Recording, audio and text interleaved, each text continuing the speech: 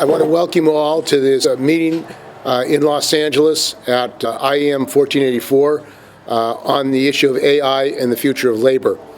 And this is an important meeting because, as many of you know, working people are facing an existential crisis as far as the introduction in AI. There was a strike here 3 years ago of the AFTRA, SAG, and the Writers Guild, in which I interviewed many of the people, and I'm a journalist. I produce Work Week on KPOO, and I'm on Pacifica. So I was covering this strike, and the workers in this strike said for them this was an existential issue. That they as workers, as professionals, artists, writers, actors, their industry was literally going to be destroyed unless they got protection against AI. And actually, that was the first time that I actually heard workers use the word existential. You know, because what does existential mean? I mean, you're facing possible destruction of you as workers and of your profession. So this issue of artificial intelligence is something that is affecting not only workers, all workers in all industries, but our society. And as we'll hear, the people who own this technology are fascist. They're called techno-fascist, and they are the richest people in the world. So here you have a situation in which the richest people in the world control all this wealth and at the same time control the technology of AI and the purpose of that technology. So the conference we're having is to talk about this from the point of view of workers in different industries. Since this is a system issue, it's not just one industry, one company, it's a whole system issue, we have to really organize as a working class of all workers to confront this technology. So this conference is really bringing together workers from different industries, talking about how they're being affected, education, healthcare, whatever the industry is. So as I said, we're at the IEM Hall here in Wilmington, and I want to thank them for offering this hall to have this important meeting. So thank you.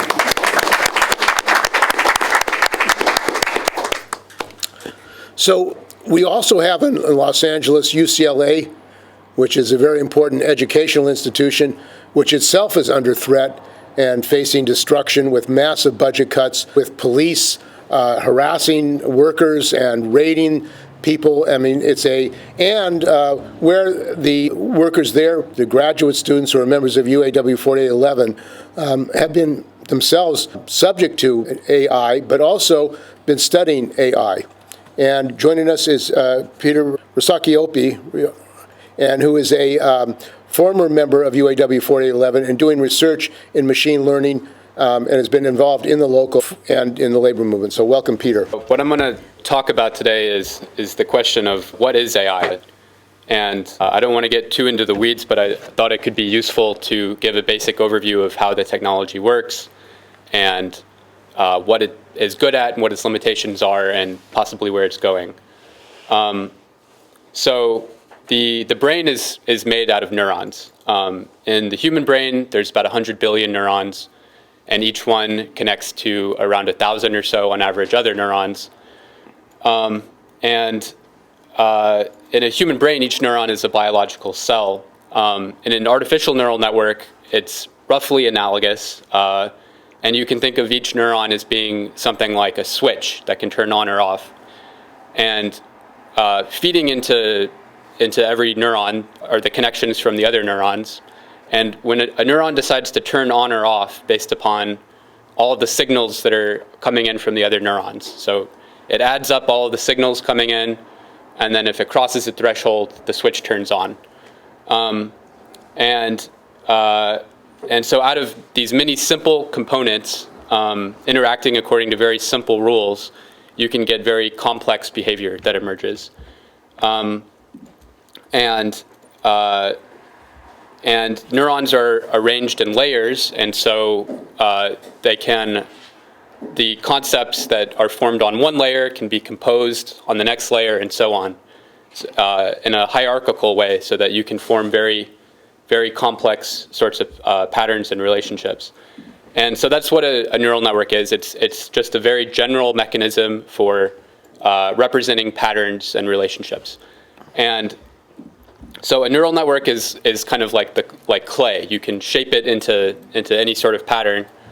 And then learning is the process by which it is shaped into a particular pattern. And so namely, you train it by showing it some data, and that could be like, you're trying to get it to predict the temperature tomorrow, and what you would do is you compare what it outputs to what the temperature actually was, and you can use how wrong it was to adjust all of the connections between the neurons. And by adjusting all of these connections over and over again, it can learn an arbitrary sort of pattern from the data that you show it. So that's how all of the modern AI works. It's just a gigantic collection of neurons that are connected to each other and in a very simple way, but at a very large scale. And they make models of the world that are learned from data.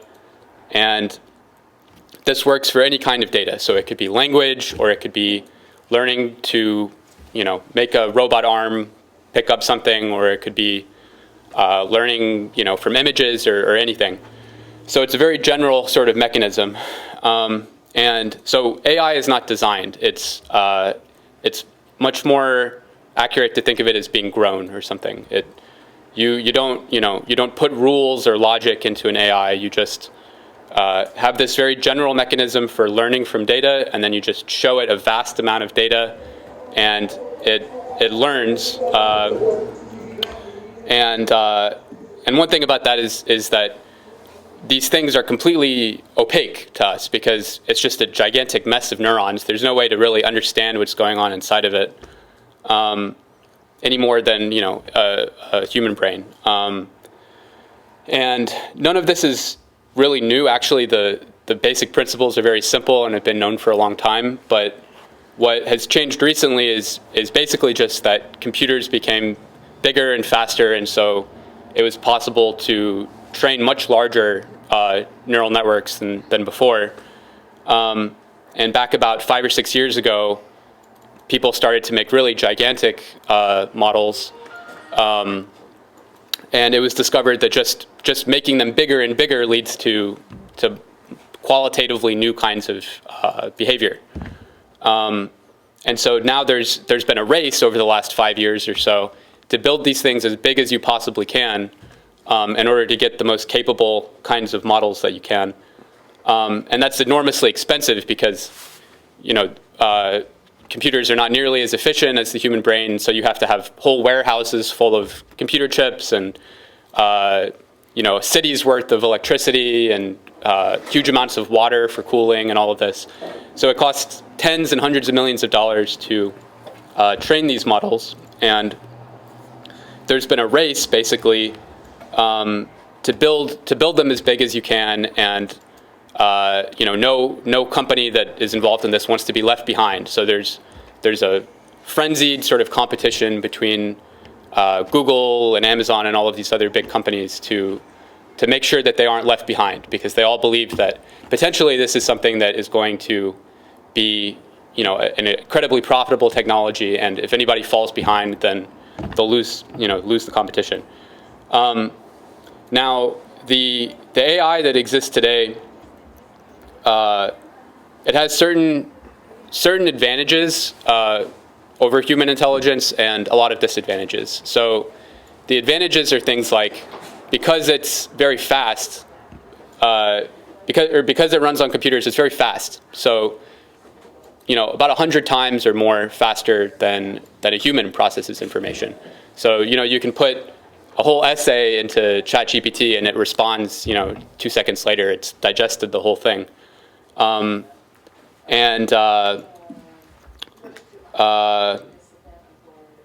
it has vast knowledge because because it's so fast, you can train it on the entire internet basically. Disadvantages are things like it doesn't really have the capability of continuing to learn. A human continually learns during their whole lifetime. In AI, you kind of train it all at once, and then it's frozen. You don't keep training it. And in addition to that, it's not nearly as efficient as a human is at learning things. So, like a human can learn to drive a car relatively quickly. In AI, you might have to spend millions of hours of training this thing for it to get decent at driving a car. So it's inefficient at learning. When it does learn, it's sort of brittle. It doesn't sort of have the generality and sort of you might think it understands, but then you might think it's quite good at driving, but then it sees something kind of unusual. Maybe it's a pedestrian and it hits the pedestrian or something. So it kind of has this brittleness, and it doesn't really have like episodic memory like a human does. So it has a knowledge of basic facts about the world, and it has short-term memory, but it's not really able to hold on to longer-term memory. So it's not really able to do something like work on the same project for hours on end and remember what it was doing an hour ago. So these are all limitations that are sort of prevented. These are what stand in the way of like fully displacing a lot of different tasks. So for instance, it's quite good at programming because it's seen millions and millions of examples of code, but maybe 5% of the time, it does a poor job, and that's going to prevent it from displacing people. Same thing with driving. These companies like Waymo, they try to basically just overcome the lack of generality and lack of efficiency of learning by just showing it millions and millions of hours of examples of driving, putting 15 cameras all over the cars, things like that. But yeah, right now there's this race to develop these models by just basically making them larger and larger, and the tech oligarchs that are running this are sort of locked in this competition with each other, and they basically believe that they can not only displace a lot of workers and make a lot of profit that way, but that in the long run they will be able to basically just create huge amounts of wealth. And so Musk, for instance, went on a podcast a couple of days ago and said that AI is going to be an infinite money glitch. Those are his words. That an infinite money glitch. Yeah, that somehow because the robots will start making robots, and it'll just the wealth will just pile up infinitely. And that's really where their mind is. They actually believe that, and so there's this race toward trying to build AGI, truly like general and intelligent AI that would not be brittle in the way that the current systems are, but would really be able to do any task completely on its own.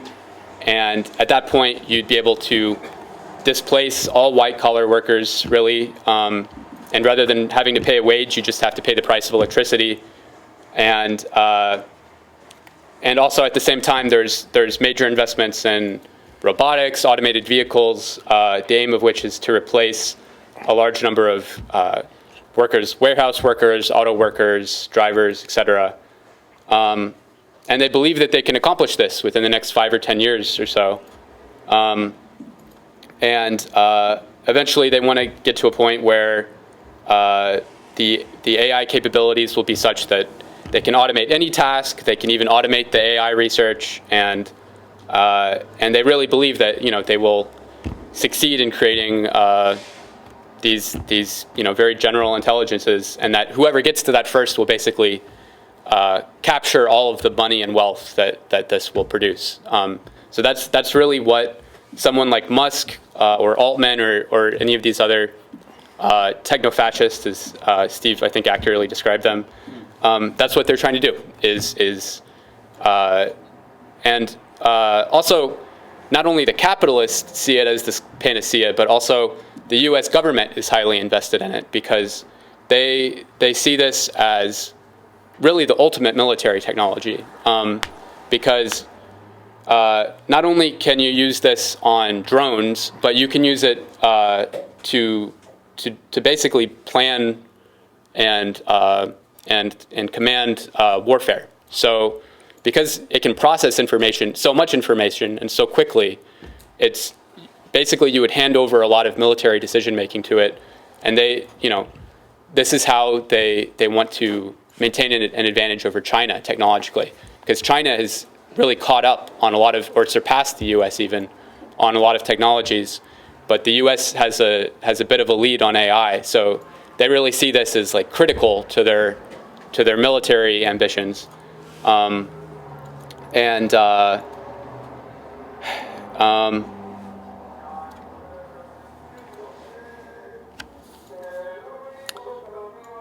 That's yeah. That's about all I have. But if there's any questions or yeah, I think that's it. I have a question. So you were talking about AI and robotics, that they need big machinery, they need a lot of electricity, right?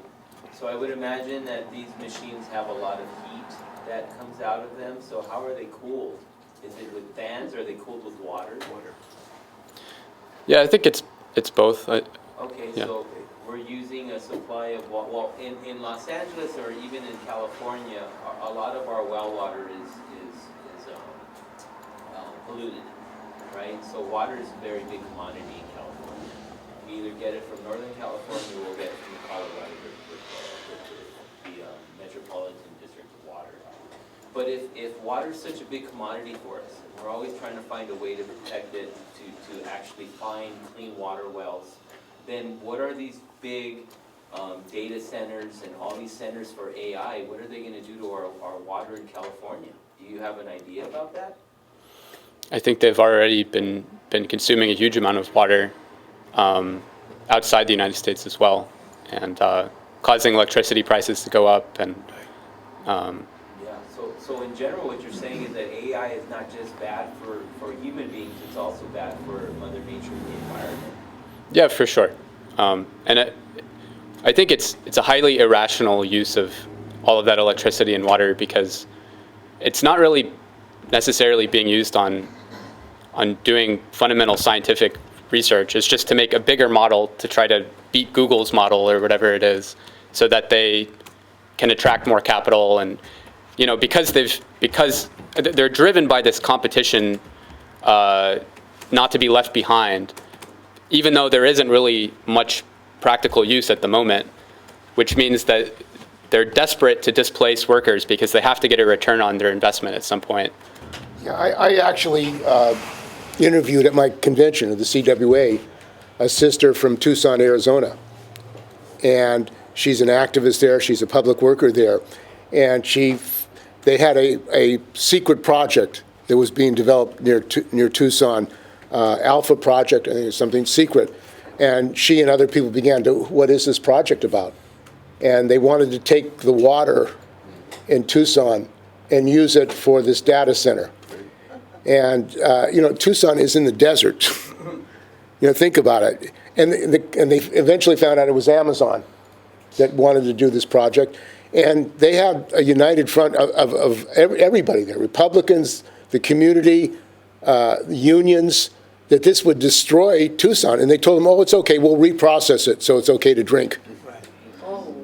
So, but this is going on all over the country, all over the world, as a matter of fact, as you said, this drive for the data centers. And the other thing I want to say is the capitalism is irrational, and this is an example of it, because when you look at all the money, I mean, Google, $189 billion in data centers.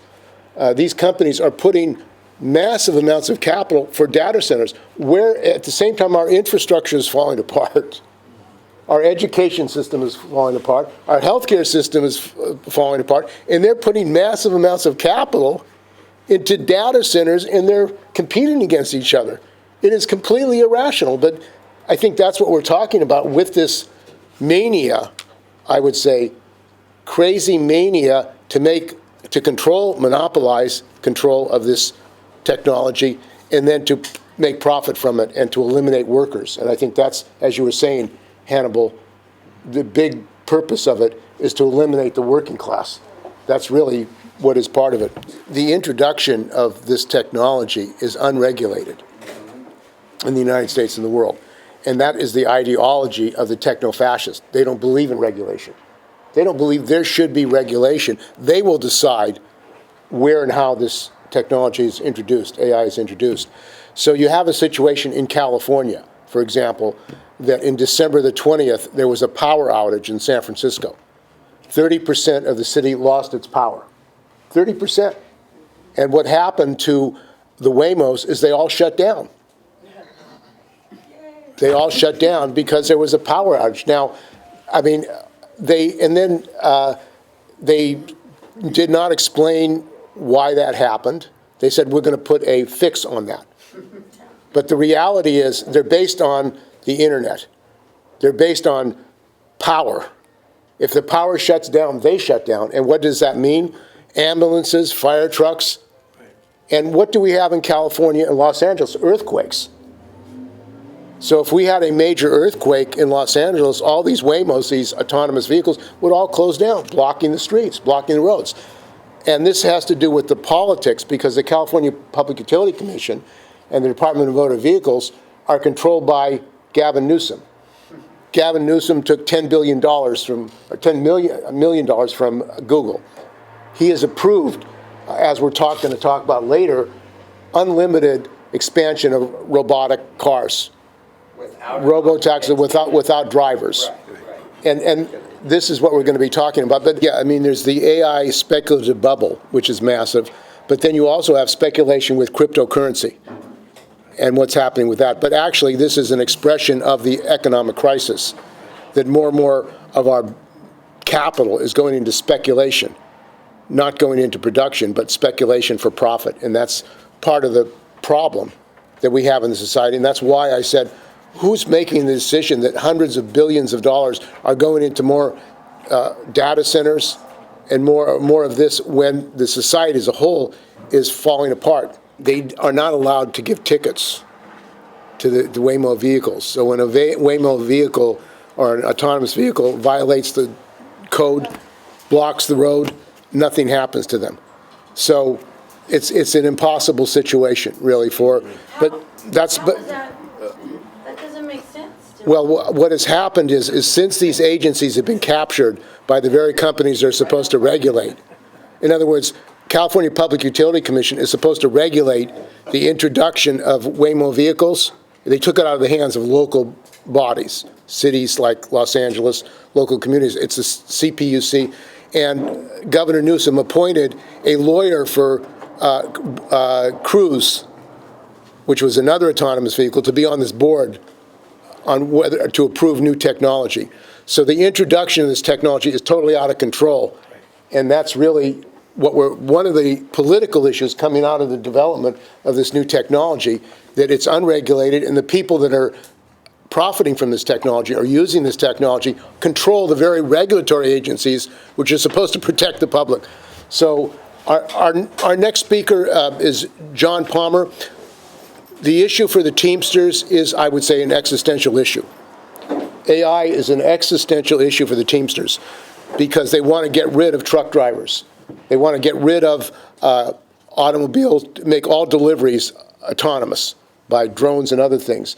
And the union, the Teamsters, needs to address it as well as the other unions. So welcome John Palmer, who's a vice president at large of the Teamsters Union. It doesn't make sense, because when you think about our role as trade unionists, obviously our first and foremost is to represent our membership, to take care of our membership. The two issues that really came out of this with me, as you alluded to, brother, is sort of the opaqueness of it. And, you know, when I look at things, unions have to run a budget, governments have to run a budget, but when people are starving in the streets and we have such runaway wealth, and people are willing to spend, I think you alluded to it, brother, existential amounts of money, ridiculous amounts of money, and when I buy something, I look at the return. Am I really getting a return for the dollars I spent? And I'm trying to figure this out. We're spending monies that could feed people, that could, healthcare. Look, as a labor union, I've been fighting for single payer health insurance since I was my first day as a union member.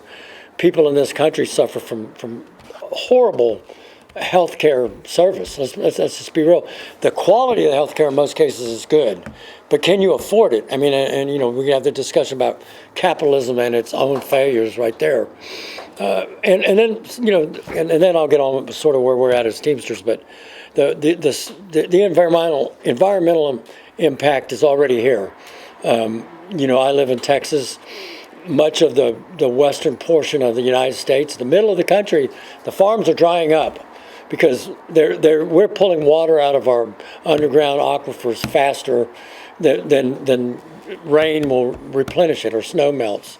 And the cost of electricity, the grid has been problematic. I lived through the Snowmageddon thing a few years ago in Texas, where people were freezing to death in their homes.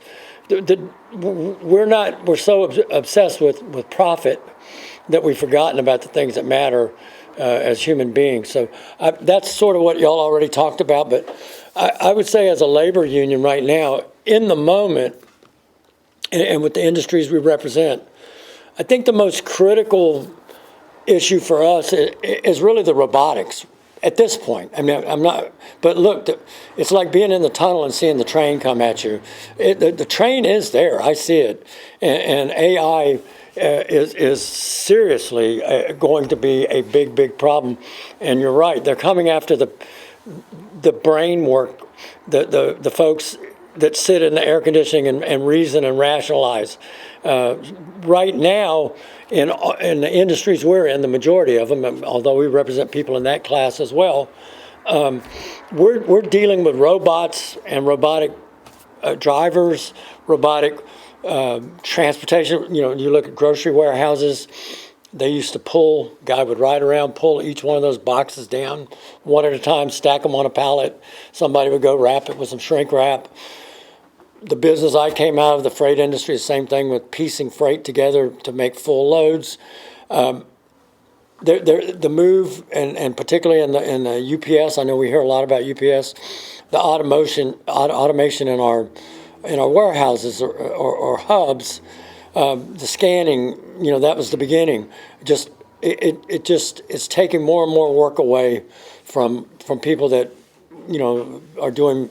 Some might call it menial work. It's not menial work. All work is valuable work.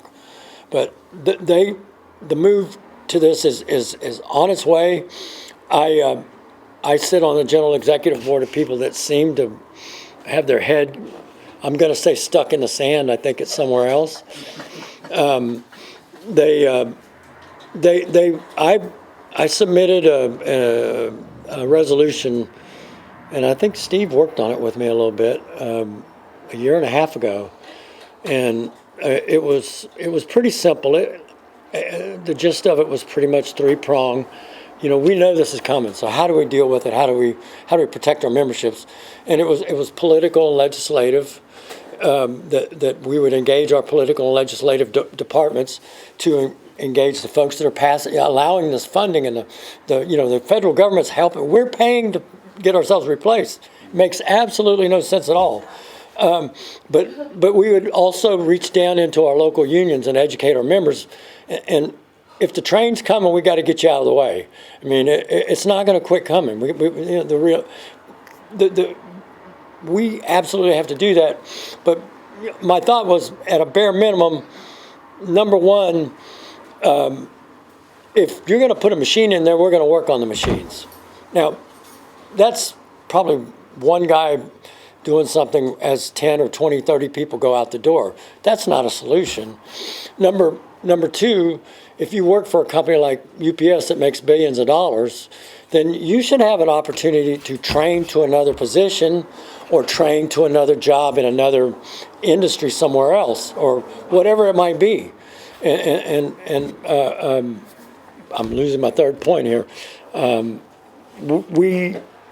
We absolutely have to, if you've put in 25 years for a company, a billion-dollar corporation, and they're going to sever you from employment, then you should get a nice severance. You should, I'm going to go back to the healthcare issue. You should also, because if they could spend trillions of dollars advancing this technology, why can't we take care of people that have sacrificed their bodies, their lives? I'll tell you, in the industries I work in, I had cancer in my 50s. The stuff that I've worked around was toxic and nasty. I'm not sure that's why I got cancer, but the point is we get exposed to a lot of toxic stuff in our workplaces. And working people give up their bodies in exchange for a few dollars, asking for just a living, right? So those were the things that I think are clearly obvious and that have to be addressed. And for leadership in any union to sit on their hands and avoid taking on politicians because they're getting paid by these billionaires. And look, the political system is clearly the problem. It's funded by money. The two-party system doesn't work. They're funded by the same capitalist interests. And until we as labor and labor needs to get out of the bubble. We're not just Teamsters and machinists and SEI, whatever union you belong to, teachers. My wife's a school teacher.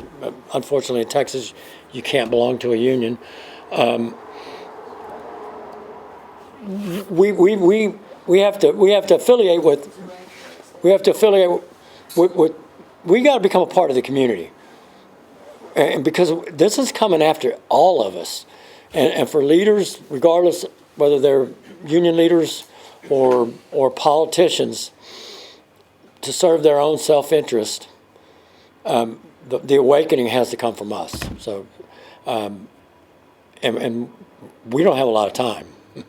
It's coming. So that's kind of my stance, my thought on where the labor movement is and where the labor movement should be.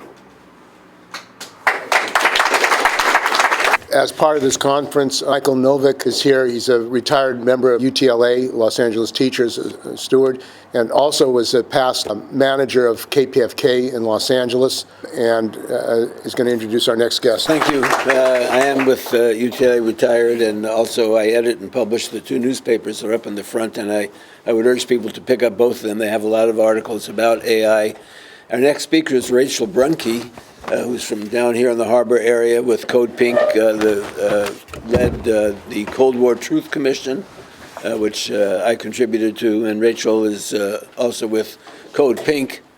She's passing out some limes right now.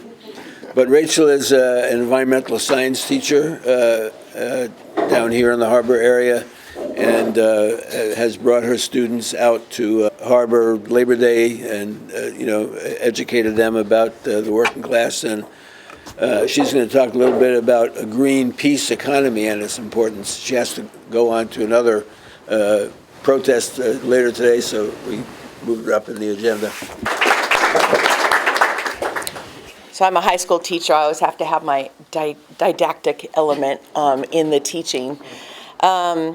So I'm actually environmental resource engineer. So for the last 18 years, I've been teaching high school students about how to tap into themselves as humans, as young humans that we all still have within us, and save themselves and get their creativity, their truth, and their power to see that all this is bullshit.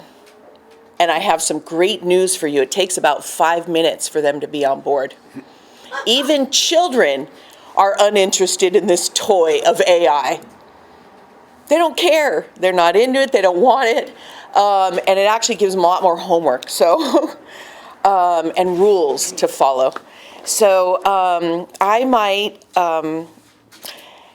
disrupt a couple people here just because I'm not an industrialist. I'm an agriculturalist. That's why I gave everyone a lime, just something to think about. That the true power, the true energy that we really, really need to care about is the sun and the photosynthetic energy.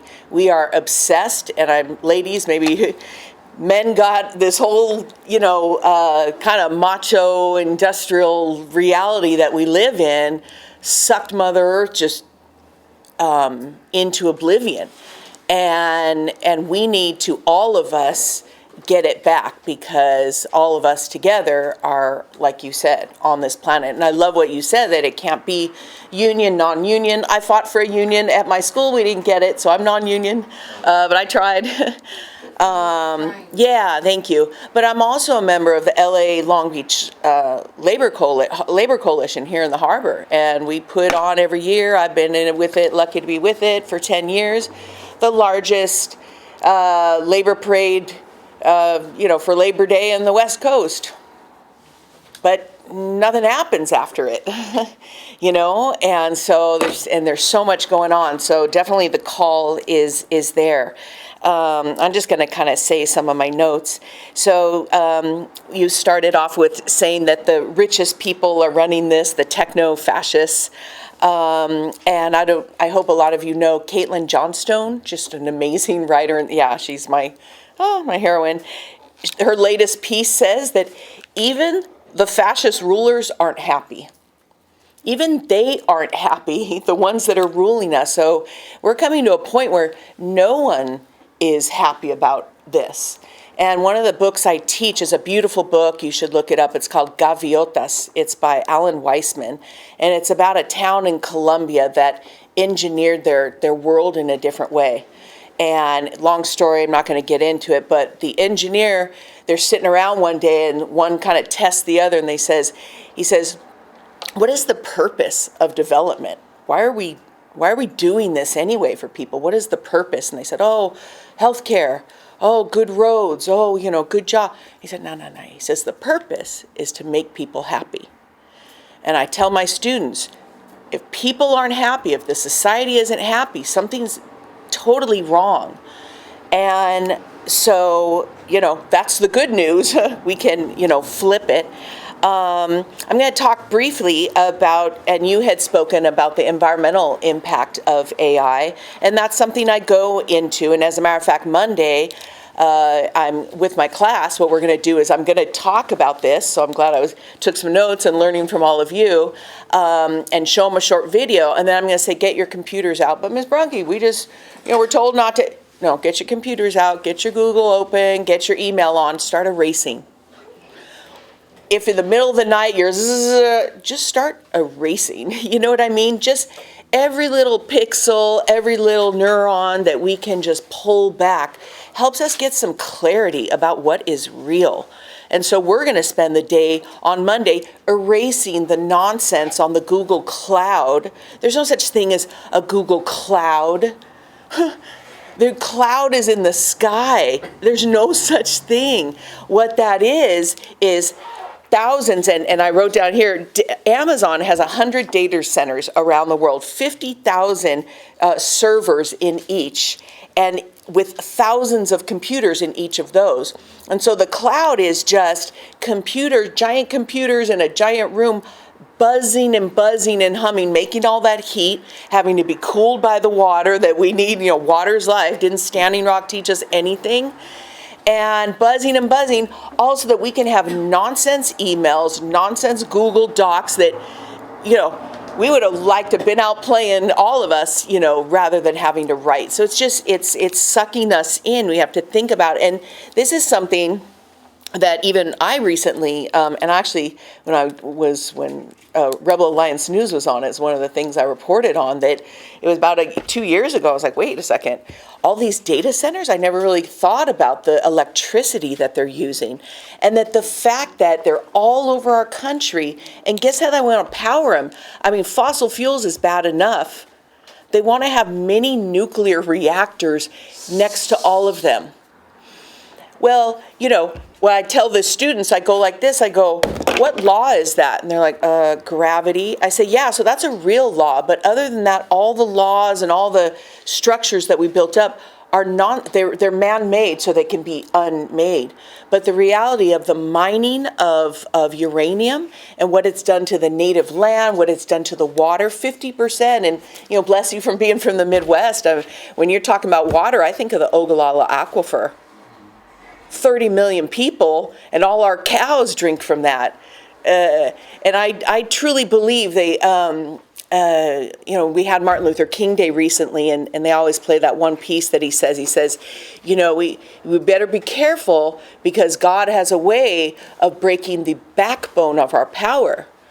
And I, as an environmentalist, environmental engineer, I literally think of the ARLA-LA aquifer, and I think the backbone of American power is our natural resource base that we have been like on orgy with for 300 years. Well, that's coming to an end. And so the energy demand of this, it's apparently becoming 11th largest electricity consumer in the world. Are all these data centers. Again, they have to be temperature controlled with water. And also the idea of like the materials used to make these data centers and the e-waste. Every time I look at any electronic, I just go e-waste, because that's where that's going. But just cement, to make the buildings for these things. Cement, and you fellas are industrialists, you probably know this, a lot more technically than I do, but, it's basically you crush mountains and you pulverize them, you suck out all of the moisture from it, you put it in a bag of dust and you call it cement, and then you use more energy to ship it to some store, and then you use the energy to go to the store, bring it to your house, put water in it, and make it rock again, that you can form in the way you want. I mean, we have to be thinking about how are we using cement? And I just want to say, God bless Cuba. Viva Cuba. Michael and I have been longtime Cuba solidarity, as probably many of you have.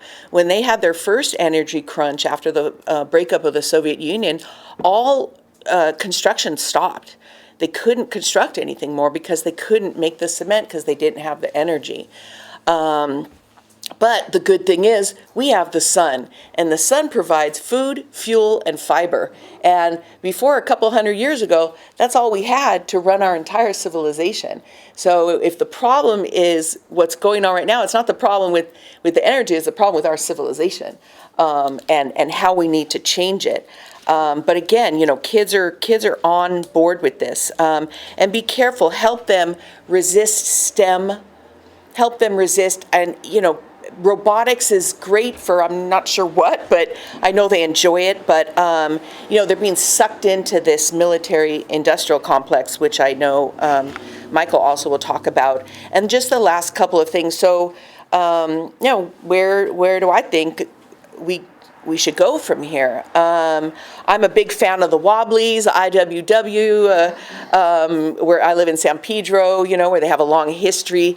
But in 2018, I ran for state assembly with the Green Party, and I got booed in a room of like port workers because I said we need to be moving away from the industrial model of our economy. We need to be moving towards agro-industrial form of economy. We need to really literally green our spaces.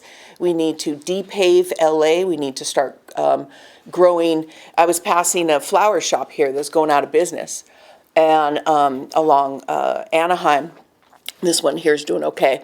And I looked at it, I thought, if they were listening to my students, they wouldn't go out of business because their flowers are coming from Colombia and Ecuador. All of that runs on energy, electricity, fossil fuels, when we have perfectly good sun here. If we depaved some big plot here that we're going to build some other nonsense building in, grow flowers, bring the bees, soak the rain for our local aquifer, and then cut the flowers and you see what I'm saying? Localize our economy.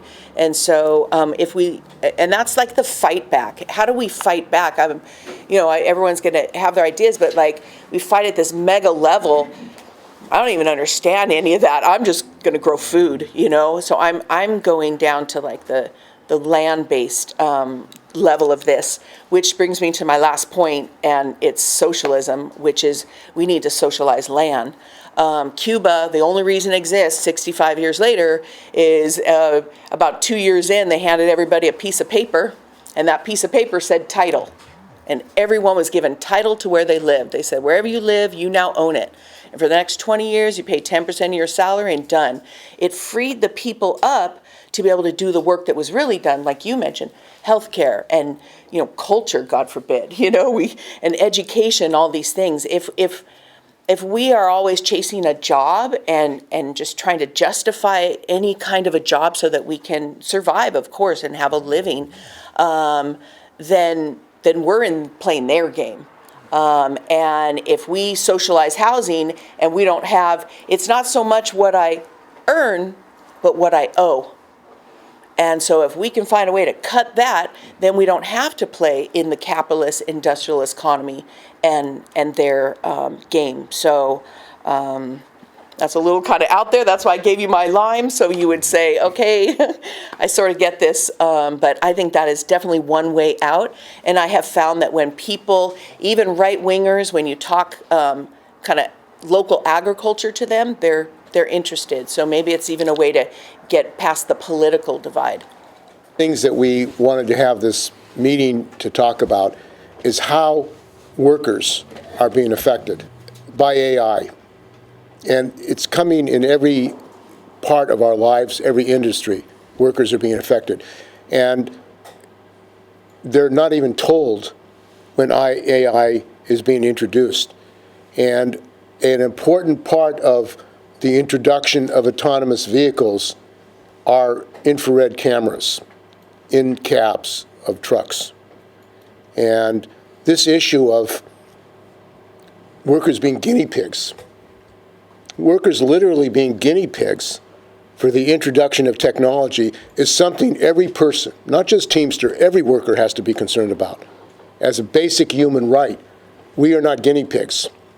So our next speaker is Hannibal Aguilar, and he is a Teamster, Local 396, in Los Angeles, and he's part of a caucus that is running in the election and has been fighting around the issue of infrared cameras and what that means to workers in these cabs. So welcome, Hannibal. I'm a 30-year Teamster. I've been a driver for about 26 years. And lately, I've noticed that my corporation that I work for and my union has not taken care of my health and safety. In our contract, in Article 6, Section 6, and I'm going to read it to everybody, of the 2023-2028 National Master Agreement, it specifically prohibits inward-facing cameras and in-cab audio recording in the UPS vehicles. The contract mandates that any driver-facing cameras must be disabled and cannot be used for discipline. Now, what is UPS calling the inward-facing camera? Is it a camera or is it a sensor? Driving-facing sensors, as opposed to a camera, trigger audible alerts when the driver is distracted. Now, how does it know if I'm being distracted if it's not a camera? And I think that if you're a UPSer, you understand the fact that UPS likes to play the word games. It might be a camera today, but in a contract next time, it's going to be called the sensor. So now that's not a camera, that's a sensor. Or we have subcontracting work. They're called PVD drivers. But because that was told and promised that they were going to take those people away and take that subcontracting work and give it back to us, now they call it SSD drivers. Now, my big concern with the cameras is that it has not been tested. When they put that into my truck, they had promised AC in everybody's trucks because of the heat, and we all know about global warming. And that's a big reason why I asked the younger gentleman here earlier was, what is the environmental impact of these data centers? How much water are they using? Now, I am a trade unionist. I am a Teamster. But I also live on this planet. And I understand that the AI is directly affecting me personally, physically, and psychologically. And it's also affecting our beautiful Earth, right? So, I live in Pomona. Now in Pomona, the groundwater is contaminated with perchlorate, which was a 1930s and 40s fertilizer. And that forced the shutdown of 14 wells in Pomona, Claremont, and in that whole Chino Basin. Now, the city uses a 15 million gallon plant to blend and to clean the water. Now, what's going to happen when we start to get these data centers everywhere?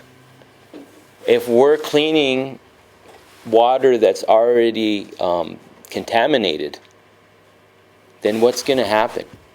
What's going to happen to our water supply, especially being in California, and we're in a dry state, right?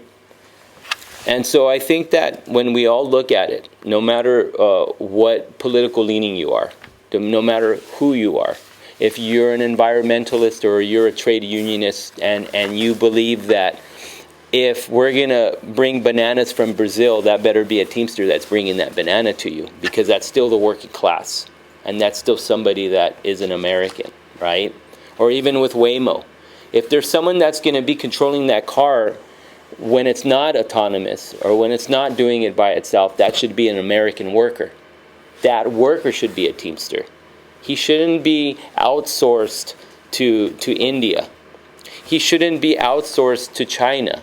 And then what do? We blame China for taking our jobs, but we're not the ones that put the jobs. They're the ones that put the jobs in China.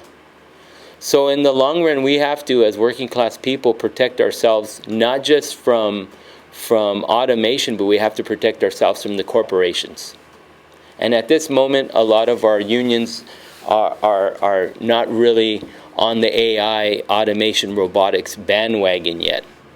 Not until their rank and file come up to them and say, what's going on with my job? I used to be a teacher, but now they're using AI models and AI movies to take my job away. Or they're cutting my hours because now I used to be able to unload a truck, but now they're using a machine called a pickle robot to do my job. And now they've cut my hours.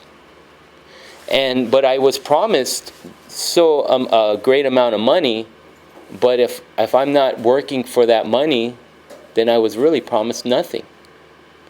And I think a lot of us have to start opening up and realizing that these corporations care not for us. They put that camera in the truck. That camera has infrared light. It's constantly scanning your eyes. It scans your movements. It looks to see if you're looking left, right, left. It looks to see how you stop. It's looking to see how you're reacting to everything that happens in your day, to every changing environment.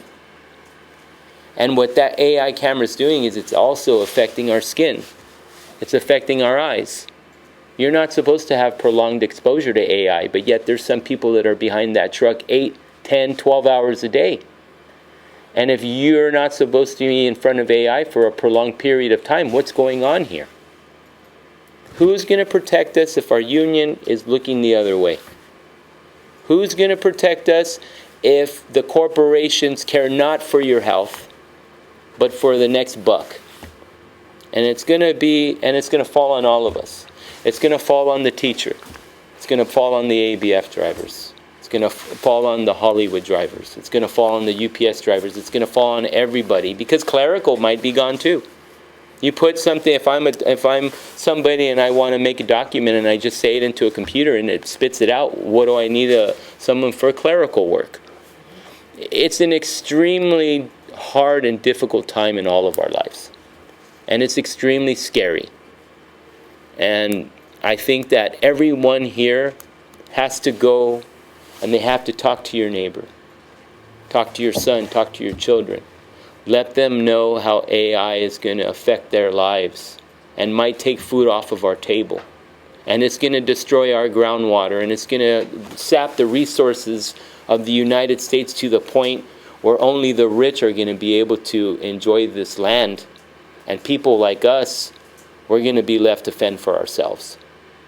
But the good thing is this, and I'm going to leave with this one. There's more of us than them. Thank you, everyone. My name is Michael Novick. I'm a member of United Teamsters of Los Angeles, retired. I'm a second-generation shop steward. My parents were both in District 65, which was a labor union in New York, and eventually merged into the UAW. I think it had played some role, actually, in both the formation of the National Writers Union and getting the UAW to begin to organize academic workers. I want to back up for a minute and talk a little bit about what AI is and what's driving it, because I think it's important to understand that AI is predominantly and primarily military technology. The largest investor in autonomous vehicles is not Google, it's the U.S. Army Tank Division. And every branch of the U.S. military, and including the new Space Command that was created by Donald Trump, is based around the use of AI. Based around the use of AI. The U.S. Navy now has autonomous vessels, crewless warships. They carried out joint marine operations with 14 countries last year in how to coordinate crewed and uncrewed vessels. They're working on autonomous submarines. Everybody knows about drones.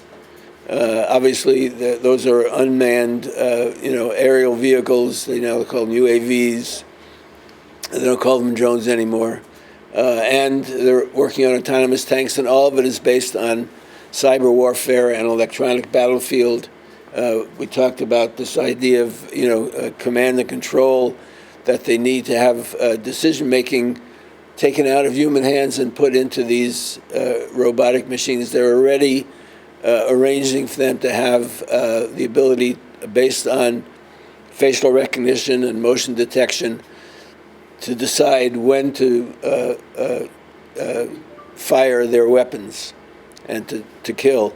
A lot of this has been perfected also not only by the U.S., but by the Israeli military. It's used extensively in the genocide in Gaza. And it's been applied now on the U.S. border as well as around the borders on the Palestinian territories. So all of those things, it's not just the chat GPT and the generative AI that produces, images and speech, but it's all been generated in terms of its military applications, and they're pushing it very, very hard. And then it spills over. I heard somebody talking at the beginning about it. Any new technology gets military applications, but it's actually the other way around.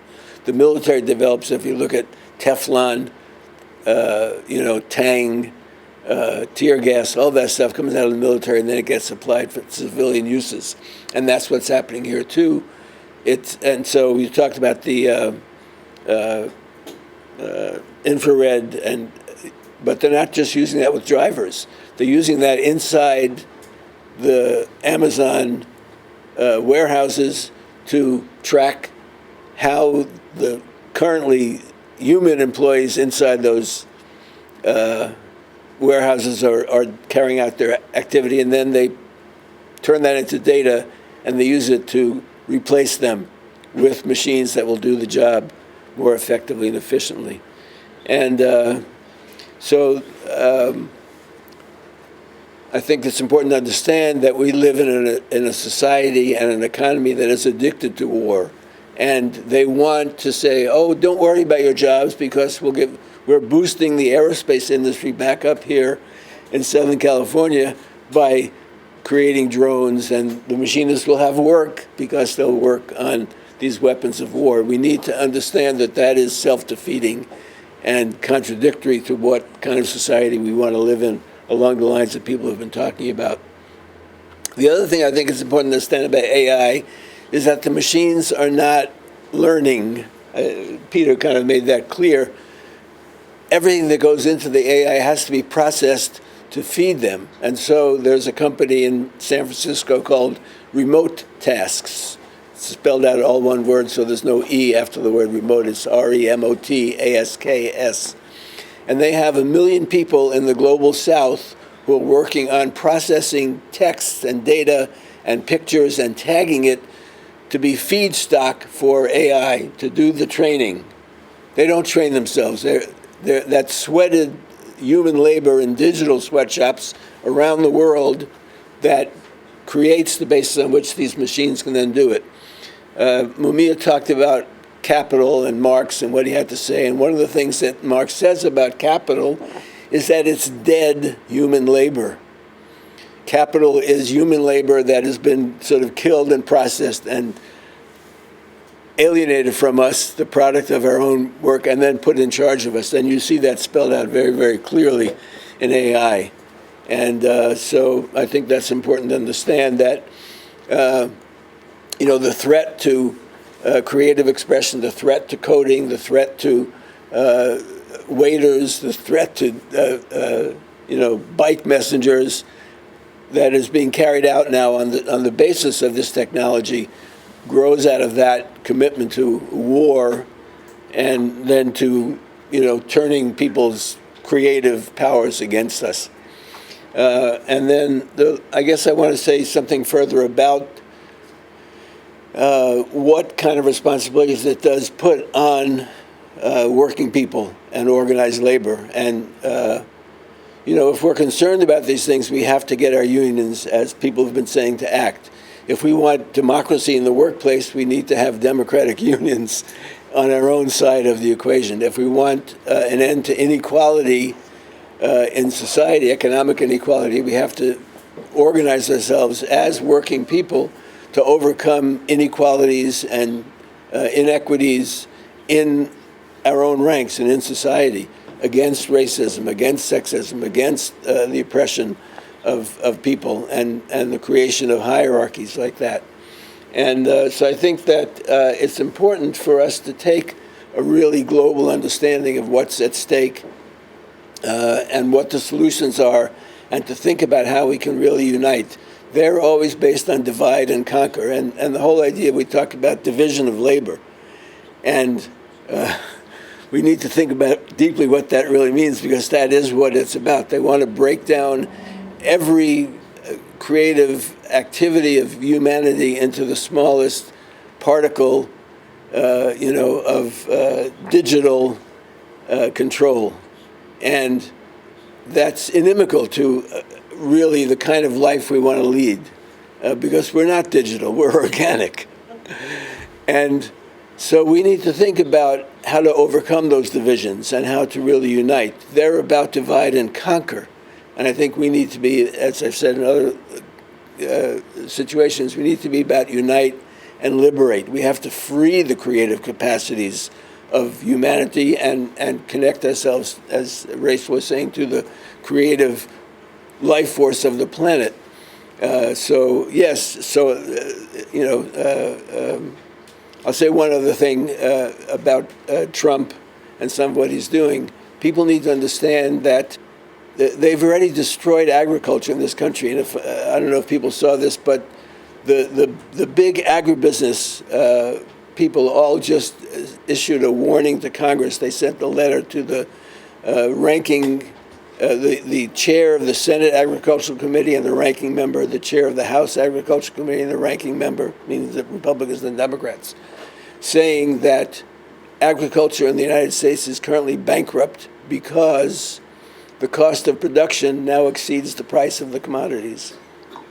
And they're trying to get them to deal with it, but they're not, because what they're doing in the countryside instead is what we just talked about. They're building data centers, and they're building detention centers.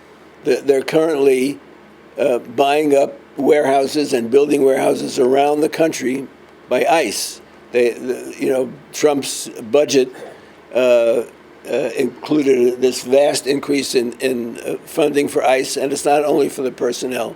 It is for these centers, and they're concentration camps, basically, and they're putting them out in the middle of nowhere because they want people not to be able to deal with it. And they're putting these data centers all over the country in the same way. And so I think that says we have a huge task ahead of us, and we have to think very intelligently in the form of real intelligence, human intelligence, which is about solidarity.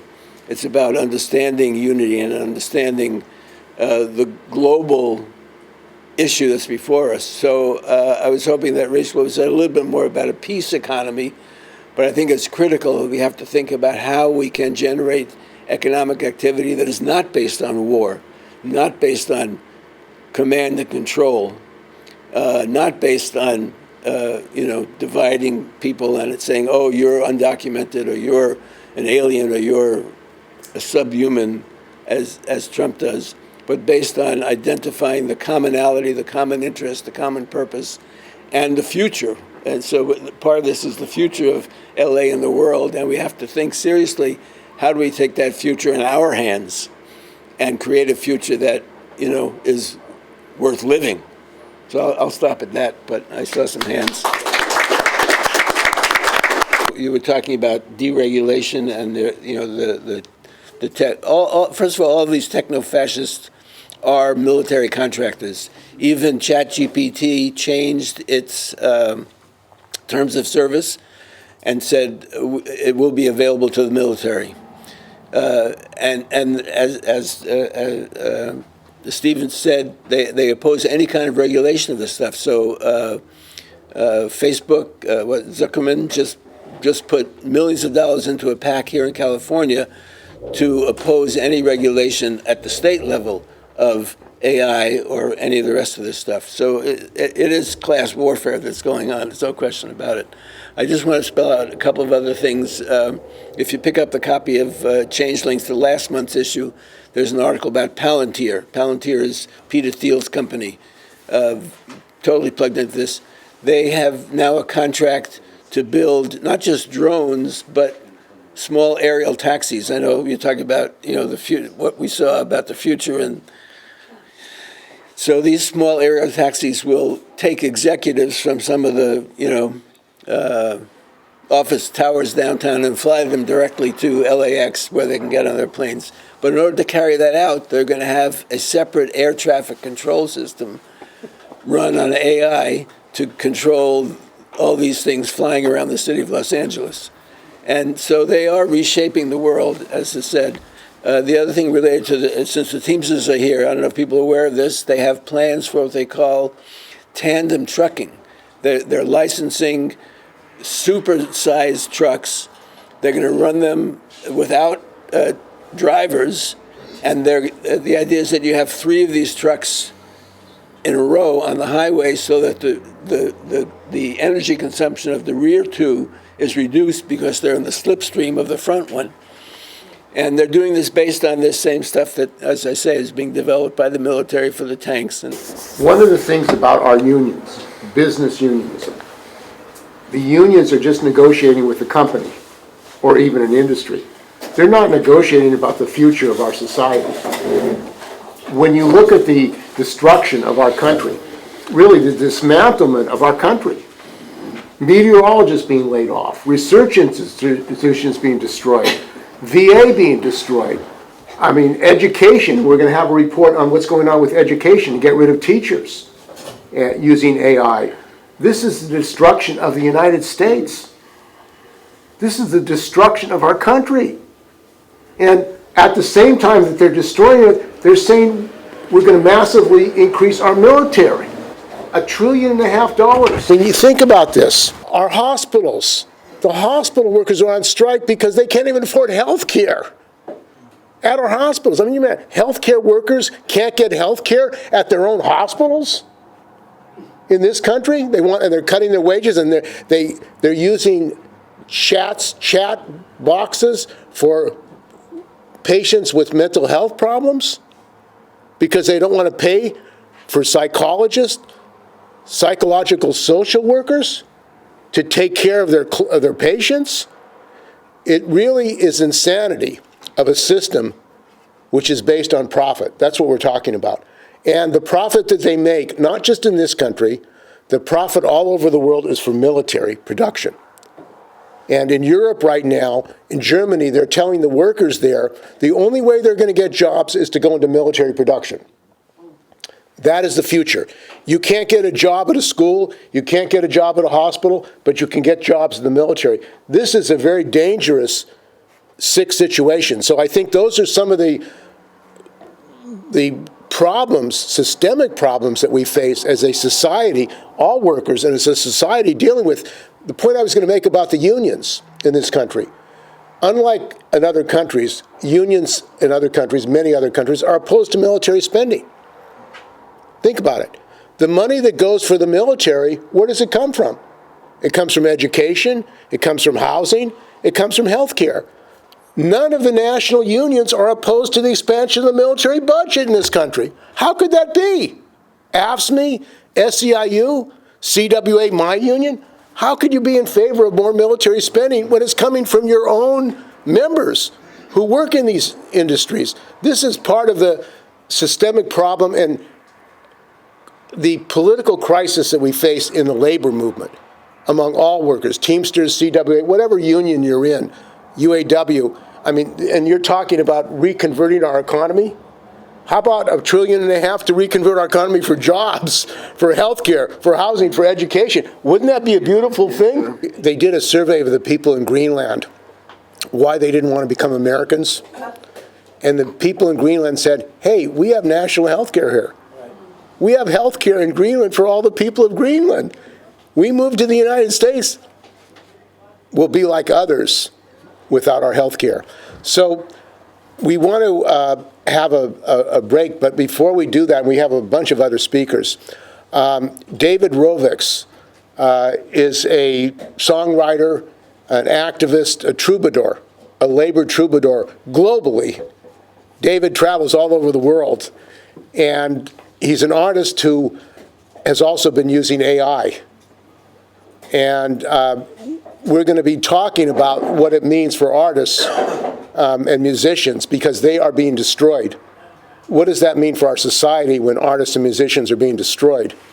And that's a contradictory situation where this technology can be used, and at the same time it is destroying others who produce music. So welcome, David and Mitch. I don't want to take too much of your time because I know you've been sitting for a long time, and I'm going to just play one song with my phone, and I'm going to talk to you for a few minutes.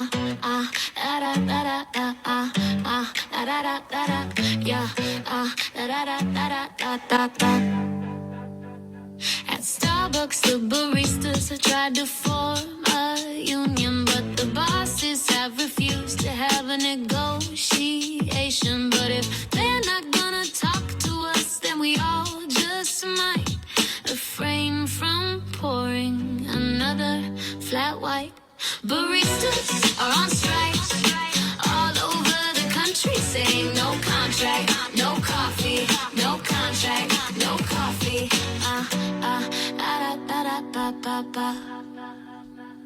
The CEO, he makes 6,000 times as much as a barista, and that itself's a crime, especially when you consider how impossible it is to survive on the service end of the coffee biz. So the baristas are on strike all over the country, saying no contract, no coffee, no contract, no coffee. You want people doing work, you gotta pay us so we can live another day to make another frappuccino. But with the rent as high as it's gotten to, there's no point in pouring another cold brew. Yeah, the baristas are on strike all over the country, saying no contract, no coffee, no contract, no coffee. Yes, the baristas are on strike all over the country, saying no contract.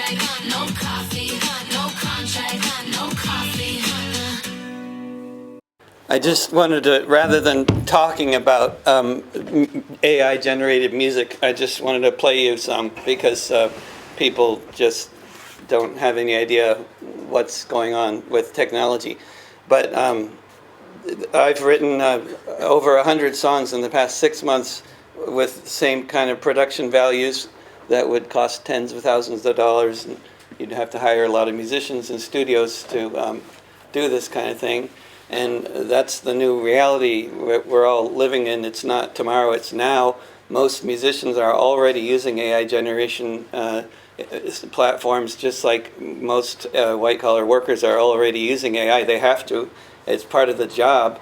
More and more of us are going to be prompt engineers like I am now, writing music with AI. I'm a professional musician, but and professional musicians are just going to be there's just, it's really hard to even imagine for my profession, as for all of your professions, what the future is going to look like in the next 10 years, but it's going to be completely unrecognizable. And certainly there's no reason in the very near future, there will be no more reason to be hiring session musicians or recording artists or extras. That's all going to be a thing of the past, like very imminently. And then actors will be going soon too. And along with directors, producers, anybody doing anything with engineering, audio engineers, any of those people, they're all just going to be a thing of the past very, very soon. And it's already been happening, because of the collapse of the arts industry in this country over the past 20 years, with the rise of the internet and free streaming of everything. It's a situation, as Mumia was saying, and as other people have said, it's a situation that is going to be of civilizational level impact, and like with the Industrial Revolution or the Great Depression, I think more like the Industrial Revolution. And I think as somebody who's a history buff myself, I would say that the way, if somehow or another we're going to be able to rise to this occasion of the complete destruction of life as we knew it by this new technology, there's no way that this is going to be fought one union at a time or one profession at a time. That's also, that never worked during the Industrial Revolution. That never worked in the 1930s either. What worked in the 1930s and what worked during the Industrial Revolution in the 19th century and the early 20th century, but particularly in the 1930s when we got most of the unions won most of the battles that were won on all the unions fighting before then. It happened in the 1930s in such a big way. Our government was more sympathetic to labor unions at that time, and we had the Great Depression and all that. But the Congress of Industrial Organizations was about organizing across the board, across the industry, across the working class, and that's I don't see any other possible way other than and who am I? I'm just a musician, but I don't see any possible way other than the kind of movement that we had in the 30s. That is a movement for the entire working class, because this is going to devastate the entire working class. No question about it. And by working class, I'm including all the white-collar workers. I'm talking about the bottom, really, at least the bottom 80% of society. And a lot of people within that top 20% as well are going to be losing their jobs. And they're, really, I don't even know, what do I know? But certainly all this, I know a lot of people who are working for Intel, and I live in Portland, Oregon, and I know a lot of people working in the tech sector. Nobody's hiring. They're all losing their jobs. This is, and everybody knows why. And if you play with Claude Code, you can find out too. You can build your own app. Just give it a paragraph, and it'll make you an app that you would have had to spend thousands of dollars to get designed as of like a few weeks ago. The technology is changing so fast that that's I think enough out of me. Yeah. That I wrote those lyrics. So one of the things about AI music generation platforms, of which I've been, last summer I was discovering at a lot of different demonstrations I was going to that I was hearing a lot of what were obviously AI generated tracks with horrible lyrics that were really just really AI slop of the worst kind. But the production values were incredible, and I just thought, oh my goodness, if AI can do this with bad lyrics, what can it do with good lyrics and with somebody who actually knows what to tell it to do? You know, and so the thing with the new era that we are now in, and further going into, is everybody. If you don't, I mean, I assume everybody knows what a prompt engineer is, but if you don't, that's what we're all going to be. We're all moving into the era of prompt engineers. I mean, I'd love to say that that's not going to be the case, but the reality that we're in now is a good musician can be a good prompt engineer for music. You know, a filmmaker can be a prompt engineer for films. Anybody, if you're an artist, you can be a prompt engineer for creating AI art. And you can do it much better than people who don't have those professional backgrounds. So that's why they're going to be hiring prompt engineers who have professional qualifications in whatever field they want the prompt engineer to take over. But the prompt engineer will be giving AI tasks to do at a scale that is impossible for humans. Only people who have recorded with bands and studios can understand just how this is transforming the music industry. But the fact that most musicians are already using AI music generation platforms should tell you something. It's only 1% of society at large overall who has ever played with an AI music generation platform, but it's a majority of musicians across the board, and that's not going to change. Did some company make a group through AI songs created, and they put it together in an album? Since it was all AI created, they created the images of the people to put on the album. Yeah. The songs made the chart. Yeah.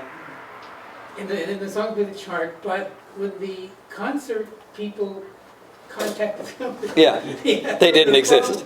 That keeps on happening. But then they developed holograms.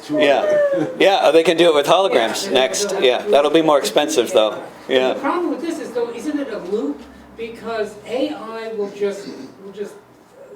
just mimics what has been done before. Exactly. So it's working with the whole of the history of music. Really created, it just kind of reassembles what's already been done. Kind of does what the lady It's said. reassembling in a way that isn't detectable by copyright.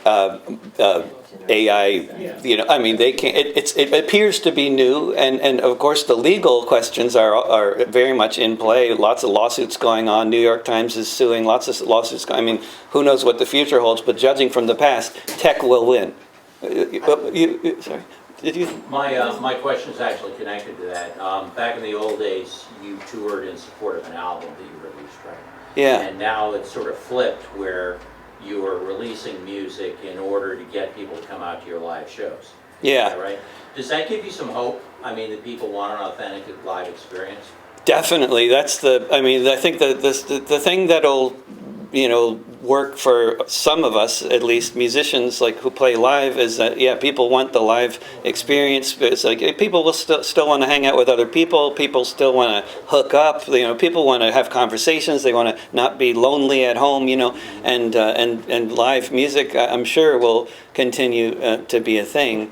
And when people talk about touring to support an album before, and now they put out an album to try to drum up gigs. Of course, they put out albums to try to drum up the gigs and get an audience before, but you made money off the albums, whereas, when Spotify started their free tier in 2013, me and millions of other musicians around the world lost half of our income, because it used to come from, half of our income generally came from CD sales, and that when that ended, it was never replaced by anything other than free streaming, and so every new technological development in the past century for musicians has been, has its pros and cons, but mostly cons. And Facebook you removed? Yeah, I was deleted from my YouTube channel was deleted several weeks ago. All of my albums were deleted from YouTube Music in November, and Facebook doesn't let me use the invite feature on on events. But that's a different story related to my politics. But I mean, I violate YouTube's criminal organization. I support criminal organizations because I oppose the genocide in Gaza. You know. It's connected to the labor strike. I think maybe part of the gentleman's question, maybe something he was surmising is that, so you said it's true. Is it going to just sort of just churn out the same types of music? You say it was trained on all the history of music. But right. Hypothetically, let's say it was just trained on, let's say we weren't at this space in history. Let's just, all it was trained on is classical. Would it be able to come up with jazz, or rock, or hip hop? I mean, obviously those things I doubt it. come out of the others, but to the first presenter, right? It's right. just looking at statistical patterns in the data it has. So yeah. it has its classical.